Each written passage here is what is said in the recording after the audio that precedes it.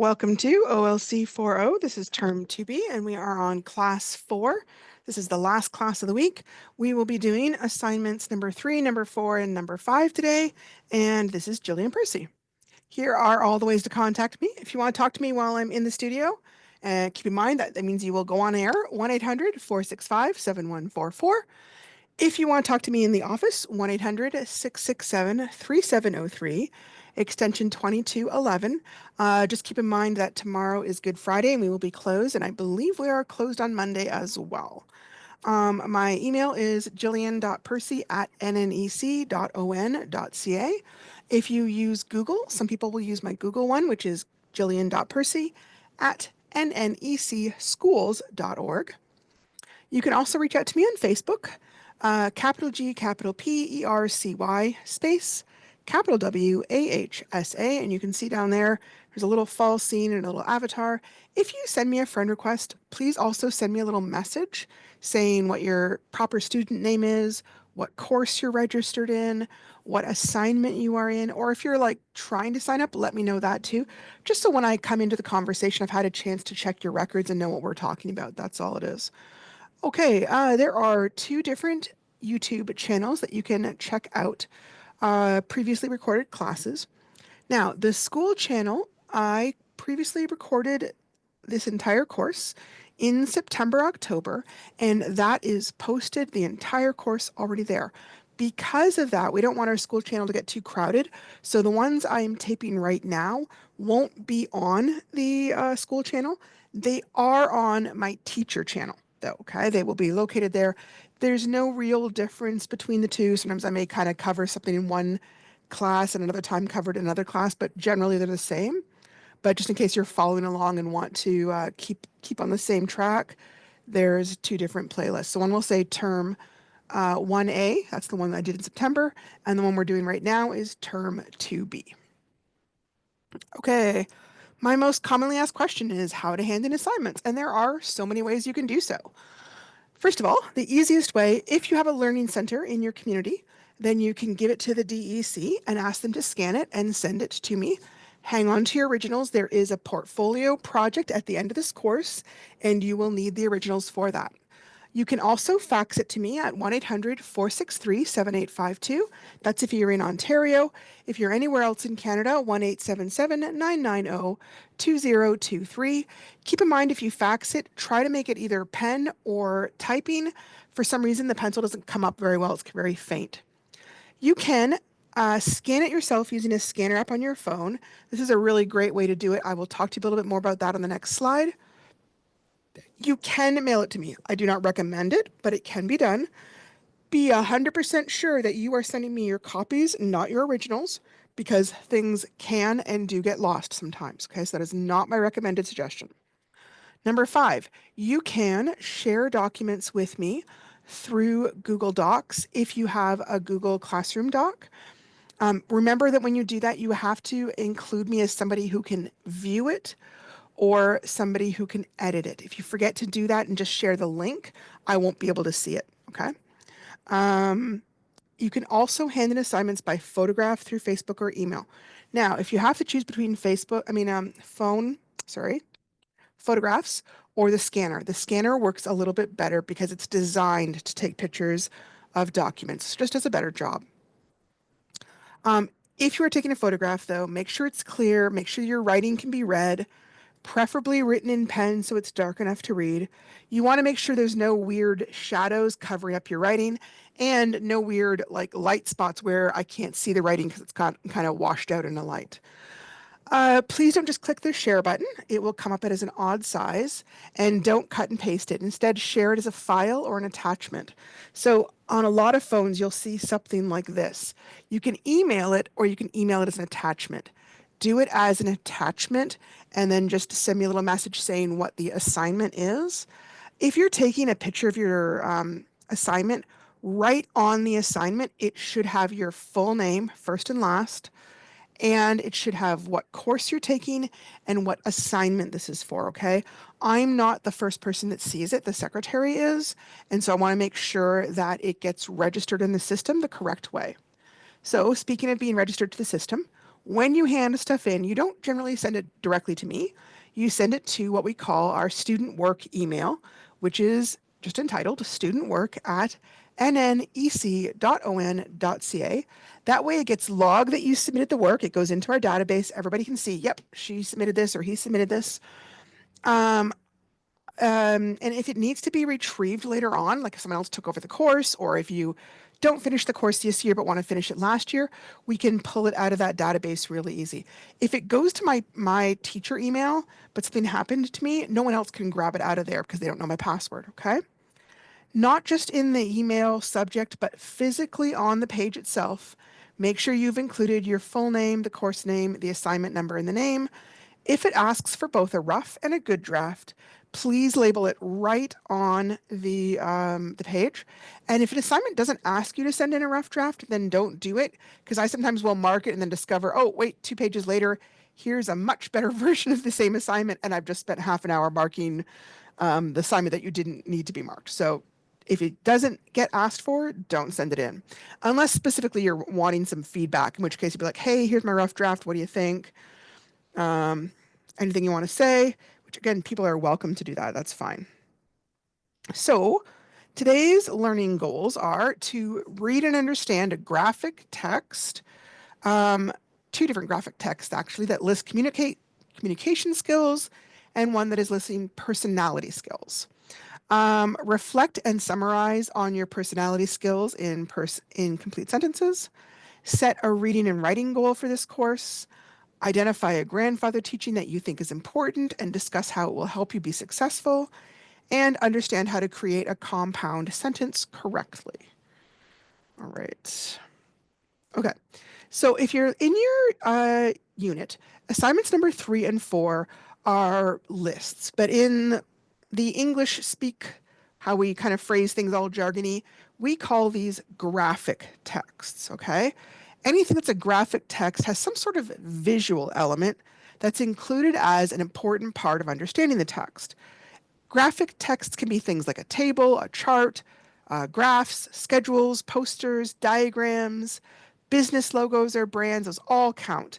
Comic books. So assignment 3 is a table where you can look at a list of communication skills and decide how important each skill is to you in your life. And then we're going to use it later on to decide, hey, what are some of these that I want to improve on as a communication goal? Okay. So this assignment is occasionally so simple that people are like, what do you mean I have to hand this in? But you do. Just take a picture of it and send it to me, okay? Or if you're, like I said, at a learning center, give it to the DEC. They will scan it and send it to me. So I've kind of got some little things over here I'll show you. All I would do is I would look at each one and I would decide how important, not how good you are, but how important it is to you. So following instructions. Certain jobs, that is like life or death, right? Other jobs, you've got a lot of leeway. It maybe doesn't matter so much. So you decide.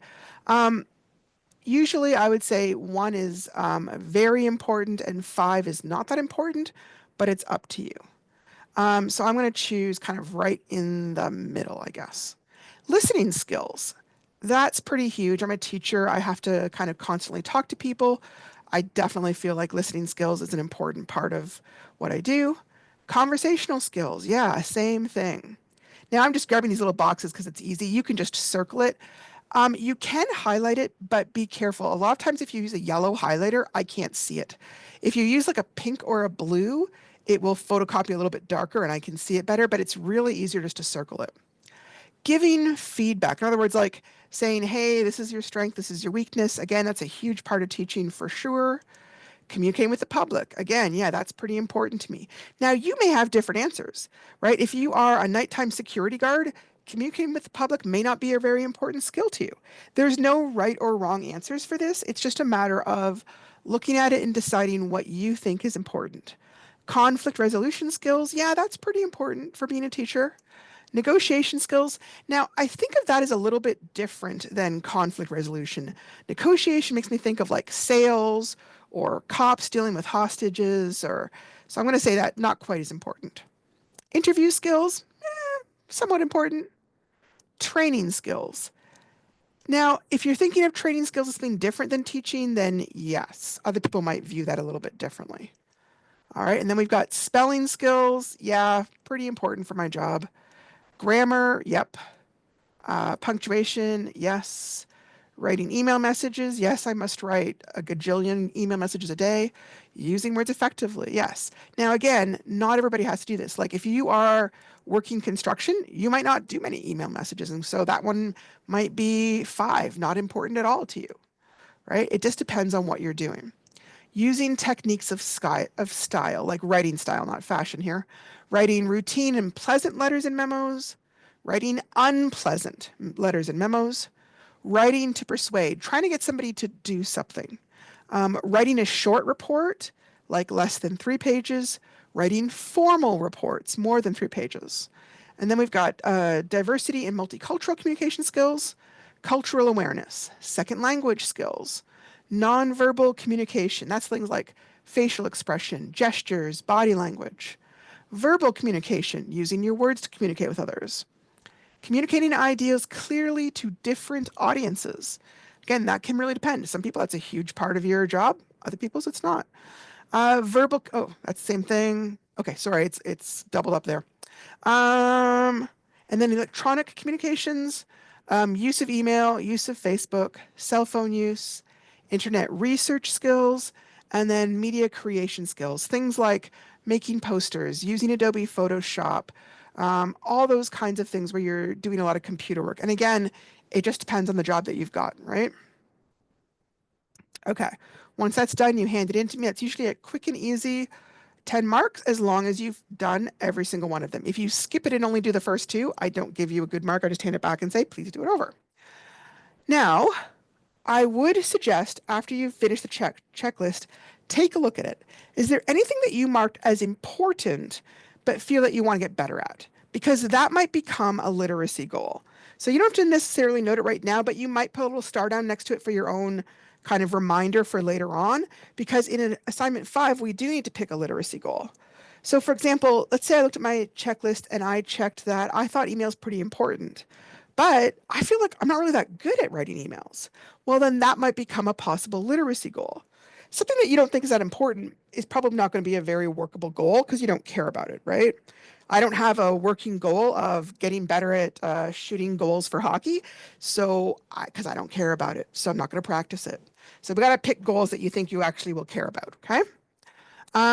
Keep this checklist around because you will need it for assignment 5. Assignment 4 is very similar. This is one that does sometimes get done a little bit incorrectly. So I'm going to kind of go through this one as well. Now, it's talking about temperament. Temperament's just a fancy word meaning your character or your personality, basically what you're like. So you're going to read through the following list of attributes or personal qualities and think carefully about which are more true about you. So usually there's a set of paired statements like love pizza, hate pizza, and you pick which one is more true. You're going to highlight or circle. Again, if you're highlighting, don't do it in yellow. I won't be able to see it unless you're handing that sheet into me. And then after you've done all the pairs, then take a look at the category and figure out which one you have more of. Sometimes people just read this little blurb and pick one. You get about 2 marks that way. You won't pass the assignment, okay? So you do have to do all the work. It's not really that much, just a bit of reading, okay? So thinking about, are you an extrovert versus an introvert?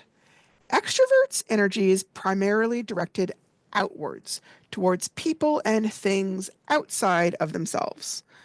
Introverts' energy is primarily directed inwards, towards their own thoughts, perceptions, and reactions. Extroverts tend to be more naturally active. I think they mean like socially active. They are not physically expressive and interested in many things. Now, I don't think that's not interested in many things, interested in many people, I would say. Whereas introverts tend to be more reserved, a little bit more quiet, cautious, and they may not be as interested in getting social with as many different people, right? The big way to think about this is if you are an extrovert at the end of a long day, you're thinking, oh man, I want to get together with some friends and relax. If you're an introvert, you're probably thinking, man, I want to get home and curl up on my couch and zone out and not deal with anybody. It's kind of how you get charged up, basically. Okay, so I would look at, do I have high energy or do I have more quiet energy? So high energy, think of somebody like Jim Carrey or Robin Williams or that kind of like super I can talk to anybody kind of person versus somebody who's very quiet, calm, not quite as energetic in that sense. You pick one. Talk more than listen or listen more than talk. Think out loud or think quietly inside their heads. Act first and then think about it, or think and then act. Like to be around people a lot, feel comfortable being alone. This one is one where I find people want to pick kind of the middle. I think it really depends. Like, I like being comfortable alone, but I do like being around people, but not all the time. This one is more important to me. Preferring a public role, preferring to work behind the scenes. This is one where I might put it right in the middle. It's pretty evenly between, I want a little bit of each in my day. Can be easily distracted, have good powers of concentration. Now, if you're asking me to clean house, I can be super easily distracted because anything is more interesting. But for most other things, I've got pretty good powers of concentration. So sometimes you have to decide which one is a little bit more. Prefer to do lots of things at once, prefer to focus on one thing at a time. I prefer to focus on things one at a time, although if it's something I hate, I'm liable to jump around. Again, cleaning house, I will jump from one thing to another. Outgoing and enthusiastic, self-contained and reserved. This is one I'm going to put right in the middle for me because it kind of depends. If I'm doing my job, if I'm teaching, I'm sort of outgoing and enthusiastic. But if you see me at like the grocery store, I'm pretty quiet. I'm a little bit, people don't think this, but I actually am a little bit shy, really. So if you look at these, I've got one true extrovert, two kind of in the middle, and then one, two, three, four, five, six that are introverts. So I would consider myself overall an introvert. Okay. So then usually right at the very bottom, there'll be this. It'll say extrovert or introvert, and I'd put a little check mark or circle it. The thing is, you don't want to just skip all this and pick one. Again, I won't give you the marks for it because you haven't done the work. Okay. It's a quick exercise as long as you're willing to just read through things. Next section is talking about sensors versus intuitives. Now, everybody notices some details and everybody kind of occasionally sort of reads between the lines a little bit. This is more like which one do you rely on most of the time?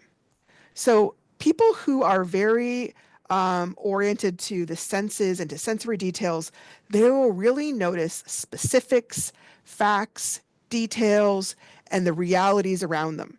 So if there was a robbery in the store and the cop came in and said, "Can you describe him?" They'd be like, "Oh yeah, he was about 6'2" and he was wearing a red shirt with a collar and a little polo on the thing, and then he was wearing white Nike shoes and blue jeans, blah blah blah."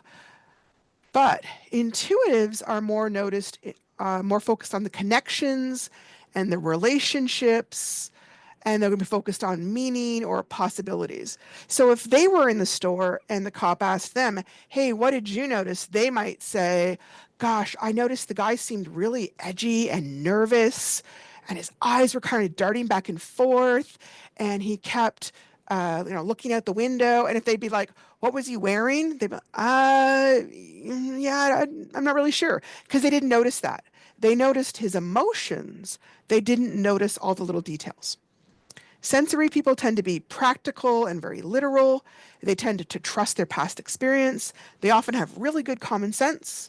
People who rely more on intuition tend to be more imaginative, theoretical. They trust their hunches, they trust their gut, and they often pride themselves on their creativity. Okay, so same thing. I would look at each of these. Let me see if I can grab a little. Yeah. Let me see. Well, let me do. Okay. Focus on details or specifics.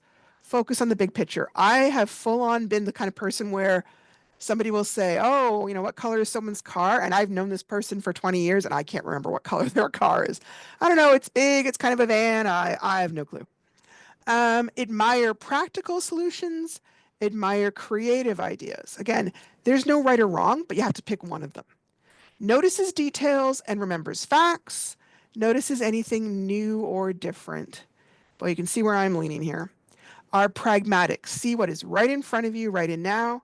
Are inventive, see what could be. And that one I'll kind of put in the middle. Live in the here and now, think about the future. Trust your actual experience, trust your gut instincts. I'm going to go with both. Right? So trusting your gut would be somebody said, hey, I just met this new person and I'm not sure whether I trust them or not. And you meet them and you're like, no, no way. And you can't say why. There's no specific reason, but you just have a bad feeling about them. Or opposite, you just got a good feeling. Yeah, this person's a good person. Now, I'm not saying one of these is right or wrong, right? It's just that most people tend to use one side or the other. Likes to use established skills, prefers to learn new skills. Here I probably like to use my established skills. Likes step-by-step instructions, likes to figure things out for themselves. I like step-by-step. Works at a steady pace, works in burst of energy. So for me, you could see I would be intuitive. And again, there's no right or wrong. It doesn't matter. It just gives me an idea of who you are as a person, right? Thinkers versus feelers. Now, this is one that sometimes people get kind of like hurt feelings over. There's everybody thinks, everybody feels. It isn't whether you think or feel, it's how do you make not just conclusions, but decisions. Okay? When you are trying to figure out what to do, how do you decide? Do you rely on your emotions or do you rely on logic? Do you make a whole little pros and cons list and go, well, clearly there are 5 pros here and only 2 cons, so this is the right choice, right? If you think about it in TV terms, Spock versus Kirk, right? Spock is a thinker, and he's going to look at everything logically. Kirk is going to go with his gut. So thinkers are generally making decisions based primarily on objective and impersonal criteria. What makes the most sense and what is logical? Think Sheldon, right? Sheldon on Big Bang Theory. Feelers make decisions based primarily on their personal values and how they feel about their choices. That would be Penny. So thinkers tend to be cool, analytical, and are convinced by logical reading. By cool, they mean like not emotional there. Feelers tend to be more sensitive, empathetic, and are compelled by the circumstances and a constant search for harmony. They will really value friendships, relationships, and wanting to get along. So sometimes, even if they personally wanted to choose something different, they might choose what they think will keep the peace or what they think most people are going to want. So, do you make decisions objectively or do you decide based on their values and feelings? Do you appear cool and reserved or are you more warm and friendly? Are you most convinced by rational or logical arguments or are you most convinced by how you feel? Are you honest and direct or are you diplomatic and tactful? I don't know why these ones don't quite line up, but they don't. Value honesty and fairness versus valuing harmony and compassion. Take very few things personally. Take many things personally. Are good at seeing flaws. Are quick to compliment others. Are motivated by achievement, by reaching your goals. Or are motivated by appreciation, by others praising you and being grateful to what you've done. Argue and debate issues for fun. Avoid arguments and conflicts. And then last section is judgers versus perceivers. Again, this is one where these days the idea of judging is sometimes considered like mean or cruel, like, oh, you're judging them, like you're putting them down. That's not the kind of judging they're talking about. They're looking more at the kind of person that like they want a decision to be made. They want a choice to be done. Perceivers are more like they want to have all the options open. They don't want to make a choice too quick. They want to be super flexible and be able to go with whatever's right in that moment. Okay. So it's not about looking down on people or not looking down on people. It's about wanting things to be very settled and maybe a little bit rule based versus wanting things to be very fluid and a little bit ambiguous. Okay. So here we've got likes to have things settled or likes to keep their options open. So settled would be, you know what? I am going to school and I am getting my business degree and that is all there is to it. And someone else might be like, I'm not really sure. I don't know if I want to do, English or history. And they decide to choose their major the next year rather than the first year. Takes responsibilities very seriously, are a little more playful and casual, pay attention to time and are usually prompt, are less aware of time and may run late, prefer to finish projects, prefer to start projects. Judges are often the work first and then play later. Perceivers may be play first, work later.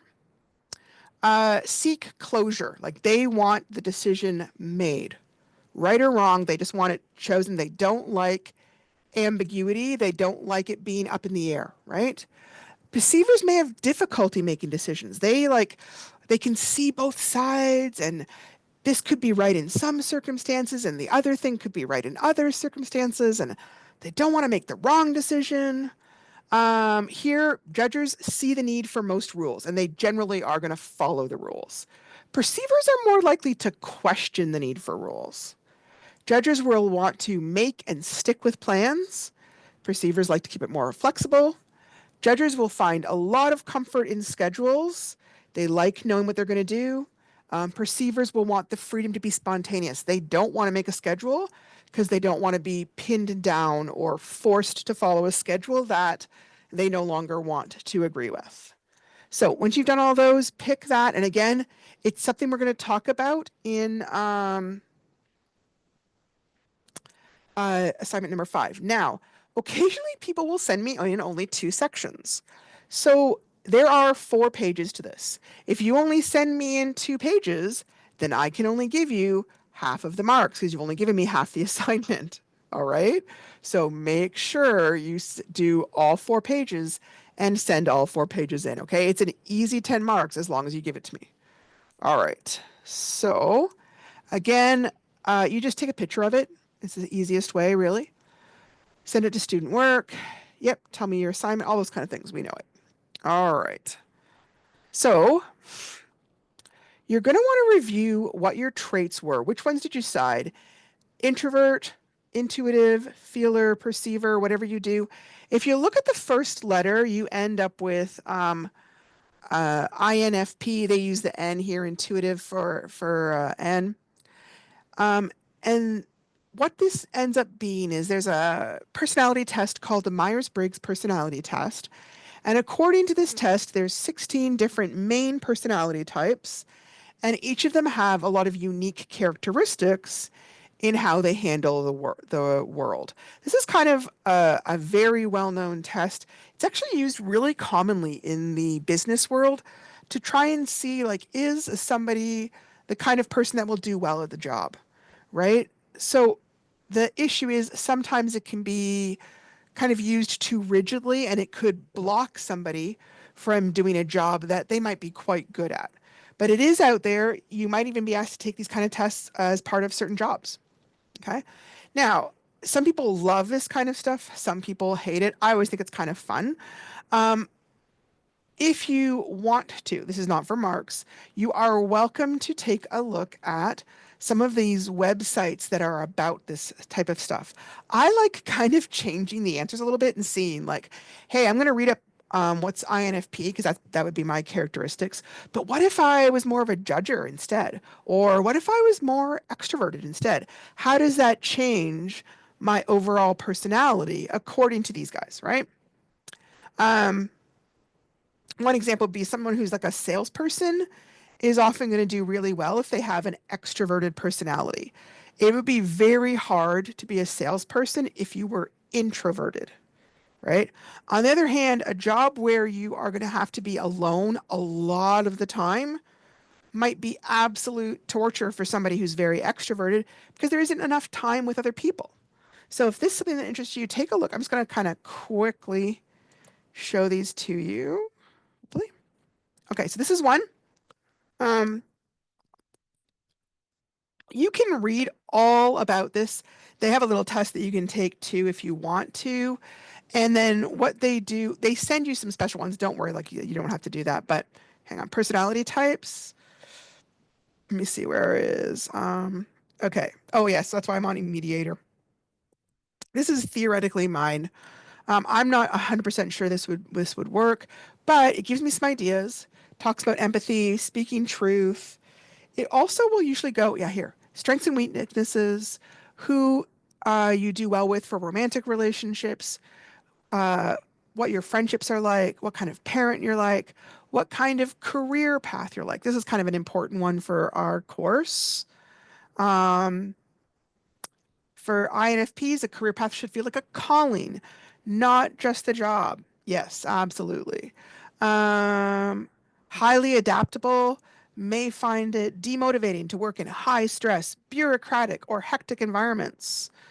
Now, this one, yeah, see, they're trying to get some money off of you, so you don't want to, you don't do that, okay, please, for real.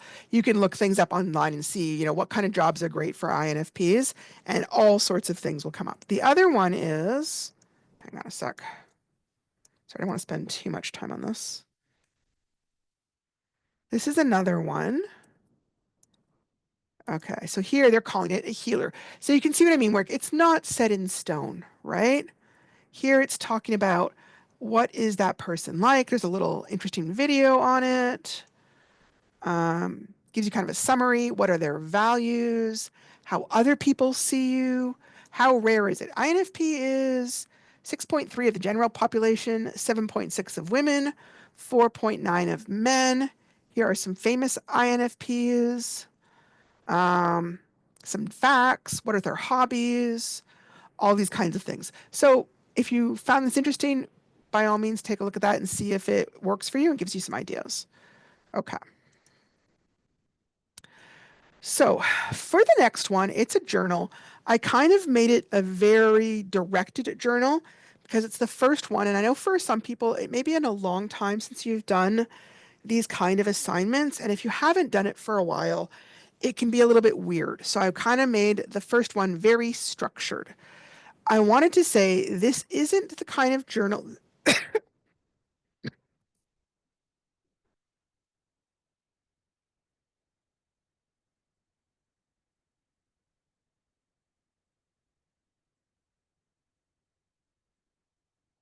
Sorry, guys, copying fit there. Okay. All right. Take a moment and look here. This is not the kind of journal, it's like a diary. Okay. You're not writing about your day. You're not telling me, I went to McDonald's last night and I did this. These kind of journals are more a learning journal where you're thinking about how you learn and you're thinking about the topics that we're studying. Okay. And I'm telling you this because, most of you guys out there are adult learners, right? So I don't want you to be looking at this as like, oh, this is this silly, pointless assignment. It's just busy work. It's not what it's intended. It's kind of intended to sort of teach you sort of how to be the student, but also how to be the teacher, how to look at your own learning and look up the topic and sort of help you learn how to learn, I guess the best way to put it, okay? Because the overall goal of this course is not just to teach you a certain amount of facts or skills, it's to teach you how to start on a road to learning more literacy goals and becoming your own teacher and becoming your own monitor of, hey, am I getting better at this? Am I not? Okay. Now, having said all that nice, fancy stuff, um, the government always writes kind of the curriculum expectations, what I have to teach, basically. And one of their expectations is that students in this course must keep a learning journal. So that's priority. I can't get rid of this. I say that because sometimes people are like, oh, I hate those. Yeah, I get it, but I can't get rid of it. Each journal topic gives you a chance to look over your own work, what we've been talking about, notice strengths and weaknesses, and notice your own progress.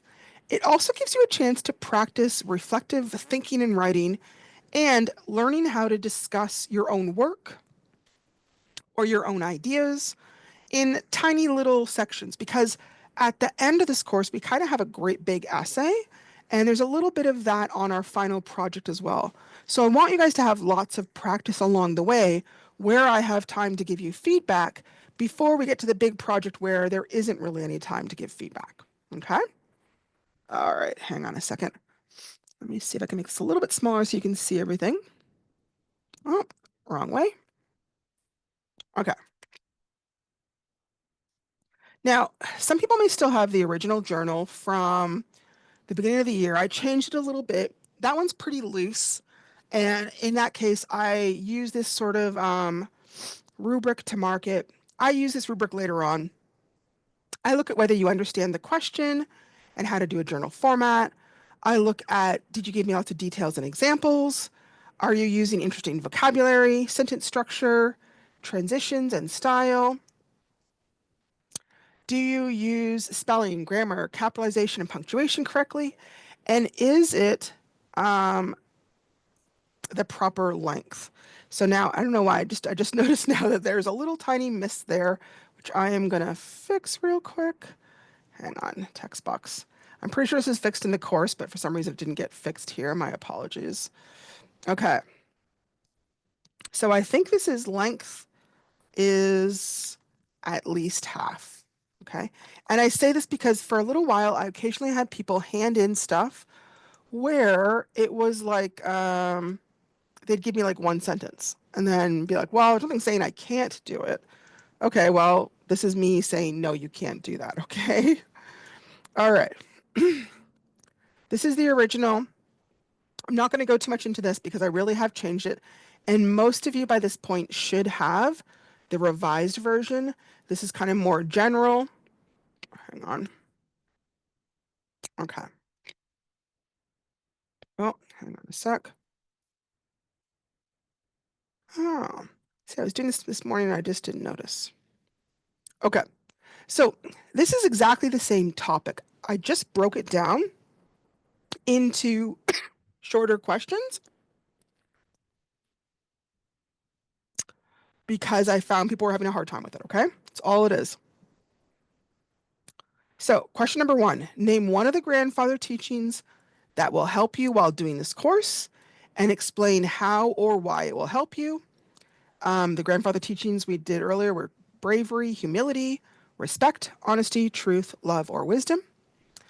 Number two, tell me two communication skills from assignment number three that you feel that you are really good at. Okay. Now, again, I don't know. This is one of those kind of funny things where sometimes things don't go quickly from um, when I transfer them over from one format to the next, sometimes they don't want to come up properly. It's kind of frustrating. And sometimes I don't notice until I'm here that for some reason the numbers don't like to come up. Yeah, well, let me keep it there. Okay, so number two, tell me two communication skills that you feel you are really good at. Okay, you can look at assignment number three for ideas for that. And then number three, tell me two communication skills that you want to improve on. Okay, two sentences, 2 marks. Then write me 4 sentences about what you discovered or feel is important about your temperament while doing assignment number 4. So, are you intuitive or a sensor? Are you an extrovert or an introvert? Are you a judger or a perceiver? Those kind of things. And then finally, name 2 reasonable literacy goals, 1 reading goal and 1 writing goal. I'm going to go into more detail. I said go into detail. That's my note to myself here. And we will do that in a second. And I'm also going to give you 2 extra marks for making sure that you write in complete sentences. Remember when we were talking about earlier this week, a complete sentence must have a subject and it must have a predicate. The predicate must have a verb, okay? Those are things I'm looking for. Don't just write me one word answers, okay? You won't get the marks you need.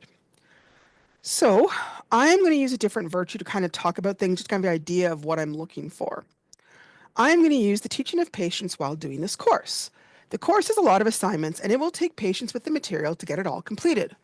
I will also need patience with myself because I get frustrated easily when tackling something that is hard for me and I don't really feel like writing much. That's okay. Number two, tell me two communication skills that you feel you're really good at. For example, maybe I chose conversational skills and Facebook skills, but I can't just write that. I have to put it in a complete sentence.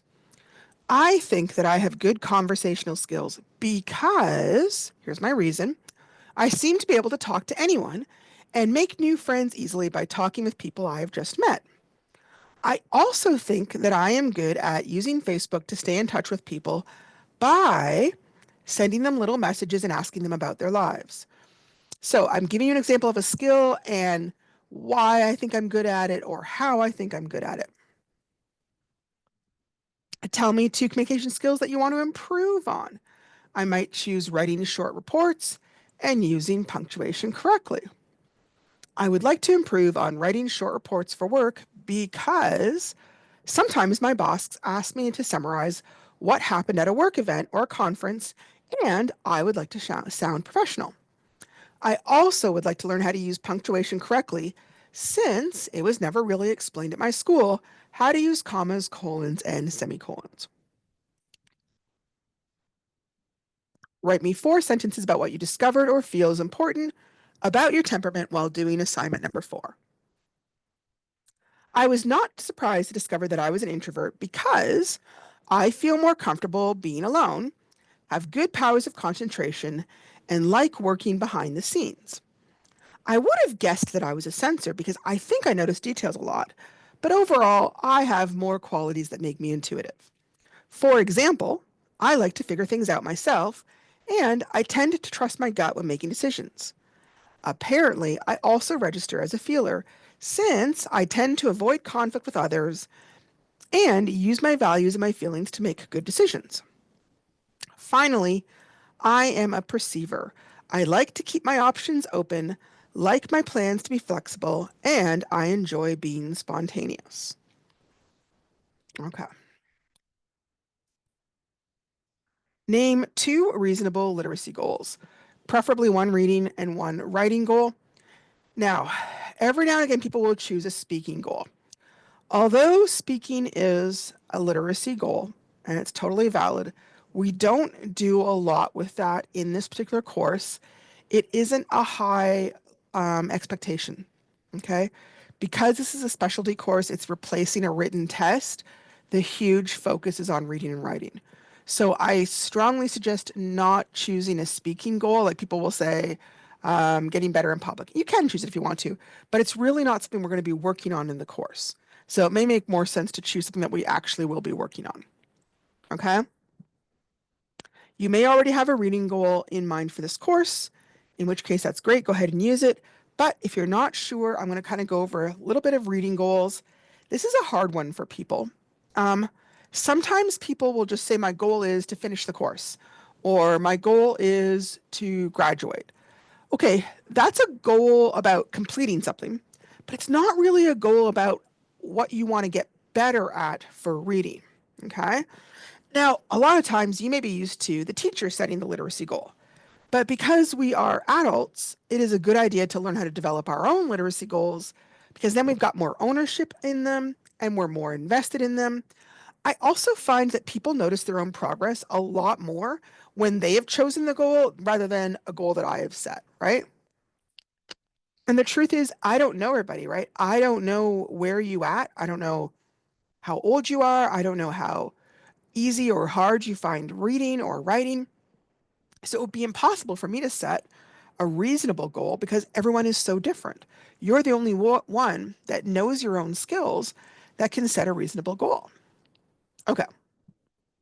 Normally, everyone in this course can usually read the words just fine. So that isn't usually our reading goal, right?